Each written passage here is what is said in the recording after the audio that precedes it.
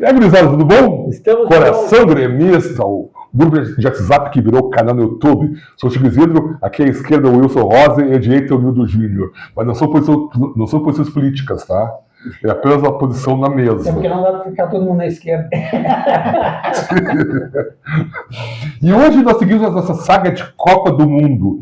Tá bem interessante o nosso último papo, que a gente lembrou o Alcindo, lembrou as regras da Copa do Mundo, lembrou o Everaldo, né? Tá bem interessante, bem legal. Segunda parte agora. E aí, só que assim, como a gente tem em mês de Copa do Mundo, nós vamos hoje com mais alguns jogadores do Grêmio que estiveram em mundiais defendendo as cores da seleção brasileira, mas que pertenciam ao Grêmio naquele período. E como nós falamos lá do Everaldo foi 70, depois o Grêmio teve uma seca de jogadores sem ser chamados. 7-4 não foi ninguém daqui, só do outro lado lá, mas não interessa. Interessam, né? Eles lá, a Marangada. 7-4 não foi nós ninguém, tá? 7-8 também, ninguém. Um que passou por aqui, o Ortiz, né, na Argentina, 7-8, né? O Ortiz jogou no Grêmio. Sim, meu 78 foi Ortiz. Cara, foi campeão do mundo pela Argentina, né? Não tava no Grêmio. Foi campeão do mundo pela Argentina, né? Mas nós estamos falando de seleção brasileira, né, senhor Wilson Rosa? Ah, é. Ah, tô falando que passou pelo Grêmio na seleção, não interessa qual é a seleção. E aí, 7-8, até o Brasil foi campeão. Te lembra de 7? Chegou a ver a Copa de 7? A 7-8 foi a. De 74. Tu chegou a ver 7-4? 7-4, claro. Porra, sabe que eu fui saber da existência da Copa 7-4 em 7-8. Pra mim passou batido. Eu fui depois de 7. Aí quando 7-8, aí começou a Copa passada do Cruyff, do Beckenbauer. Aí que eu fui. Eu fui vi atrás. a Copa de 74, mas só os jogos do Brasil. Não vi todos os jogos. Eu também, Copa, só os do Brasil. Porque acho que até não passavam todos os jogos. Na época não tinha isso de passar. Passava alguns jogos, assim, mas eu me lembro de ter visto os jogos. Eu 7-8 foi a primeira Copa que eu vi, mas eu não consegui ver todos. Eu me lembro que a Bandeirantes e a Globo passaram os jogos, só que eu não vi todos porque era de tarde, né? Tu tinha que trabalhar? Não, estudar, né, cara? Estudar? Tava pelo grau, tinha que estudar. Não tinha como. Passavam na aula pra no jogo do Brasil, sim. Né? Os outros, sim. Ah, mas os outros sim. Eu estudava de manhã, então Os do Brasil, eu me lembro do Nelinho fazendo aquelas bolas de 7-8 eu me ferrei porque foi a sexta série e eu sempre sei de manhã. Aí só que é o seguinte, eu estiquei, né? Com 11 para 12 anos eu... Estiquei. Eu tinha a mesma turma desde o começo. Ah, cara. É quando eu fui para a sexta série, lá do Paula Soares. Quando eu vou para a sexta série, eu voltei das férias, eu tava um mangolão, né? De 12 anos, né? E meus colegas tudo baixinho. O que eles fizeram? O que a direção, que não tinha mínima didática, não tinha mínima sensibilidade, elas pegam um mangolão aqui e põem, trocam de turno. Bota com os repetentes mais velhos. E põe o pessoal mais velho. Meu Deus do céu. Para manter o grupo parelho, né? Isso. Só que ele põe com os repetentes, o pessoal mais velho. E só que eu era um guri de 12 anos. Eu tinha um corpo de quase adulto, só que era um bobalhão, né? Se eu sou bobalhão hoje, imagina. Em 78, né? Cagalhão, medroso, nerd, né? Foi um terror, né?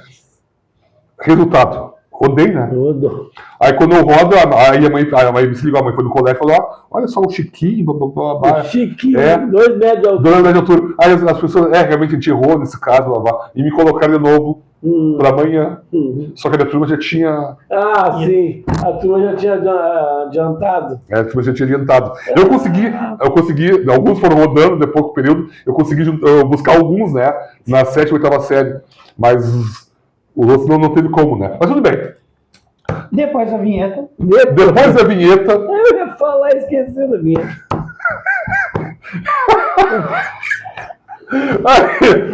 Estamos de volta aqui com o Coração Gremista. Eu esqueci a vinheta. Eu pensei, como é continuação, acho que não vai ter vinheta. Introdução de música do Yes. 2 minutos de introdução.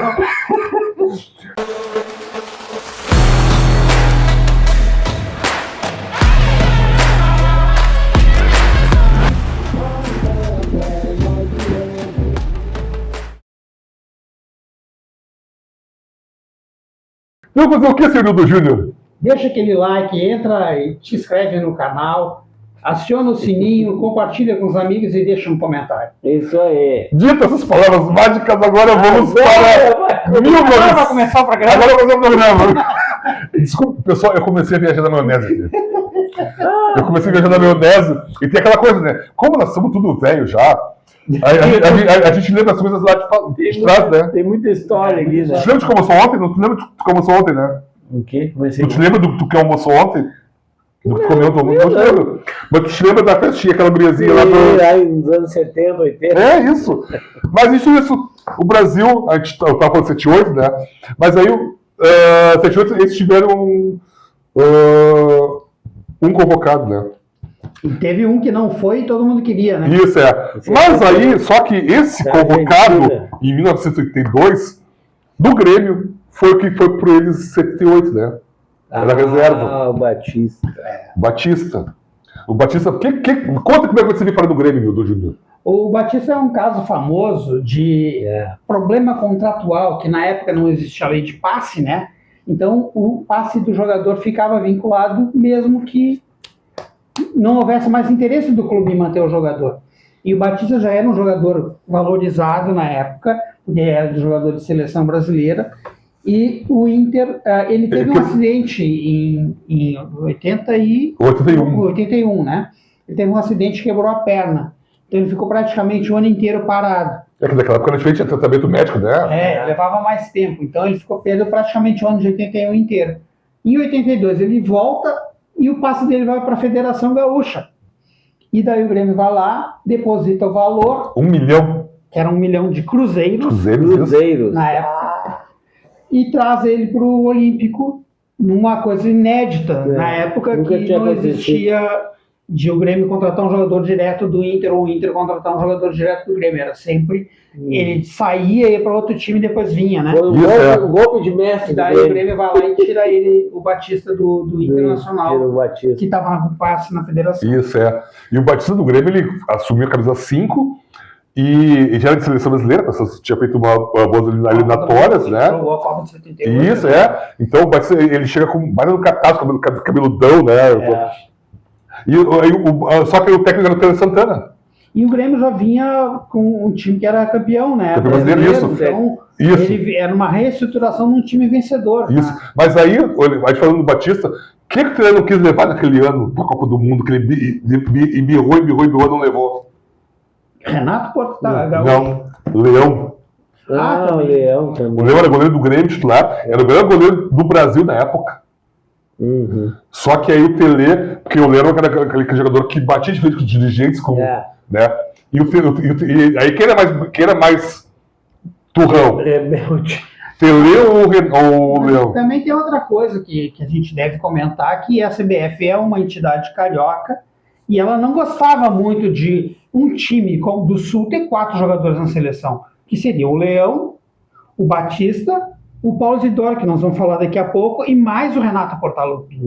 Mas o Renato do Campeonato ainda estava verde ainda. Ok, que estava verde. Já existia pressão para ser levado. Né? Porque ele era um jogador revelação, era um jovem que estava surgindo. Foi bem nas eliminatórias. Não. E o Tele Santana não queria jogar com ponteiro, né? Tinha que ter o personagem do Jô Soares. Bota a ponta Tele, né? Aliás, o ponta, ele tinha um ponta, só que era o Éder, que tinha sido do Grêmio. E que tinha brigado com o Tele Santana do Grêmio. Pra tu ver como o futebol dá voltas. E aí só que não teve jeito, não quis levar o Leão. O titular foi o Valdir Pérez, que frangou já no primeiro jogo contra a extinta hoje União Soviética. O Batista era reserva, porque era meio de campo, era o Toninho Cerezo. Falcão e Sócrates. Isso, que o Sócrates, o Falcão já era da Roma já. E aí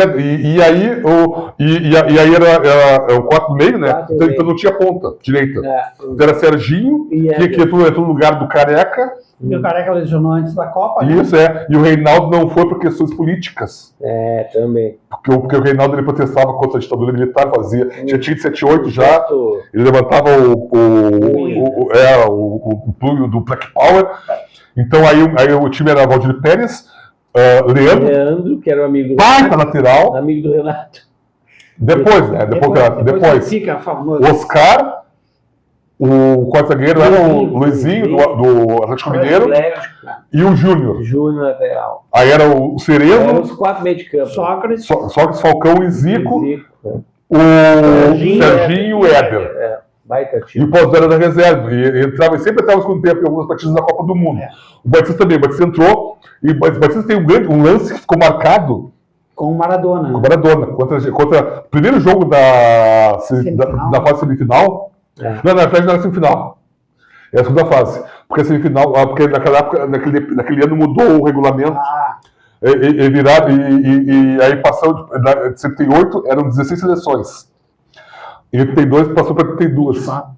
24. E aí era a segunda fase com 2 grupos. E eram 2 grupos. E aí não, eram 4 grupos, né? Eram 4 grupos de 3. 4 grupos de 3. Aí era Brasil, Argentina e Itália. Grupo do Brasil. 3 grupos. Era Brasil, Argentina e Itália. A Itália ganhou da Argentina 2-0.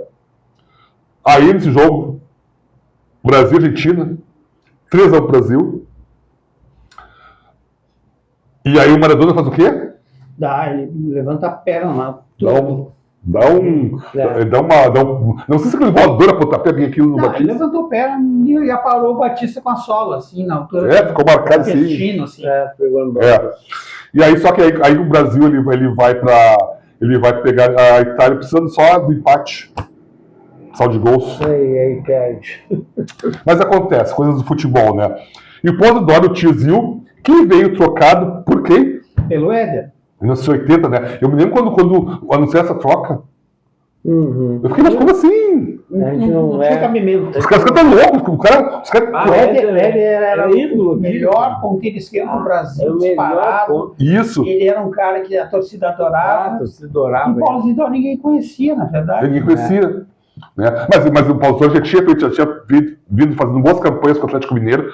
É que na época não era como hoje, né? Que tu via de vez em quando o jogo do Atlético Mineiro aqui e lá. Mas o Grêmio ganhou dinheiro nessa história. Né? Isso é. Ele deu o Éder, e veio o Paulo Zidoro e mais dinheiro. E isso fazia importância. Isso. E o Paulo Zidoro foi o grande nome do Grêmio no Brasileirão de 1981, né?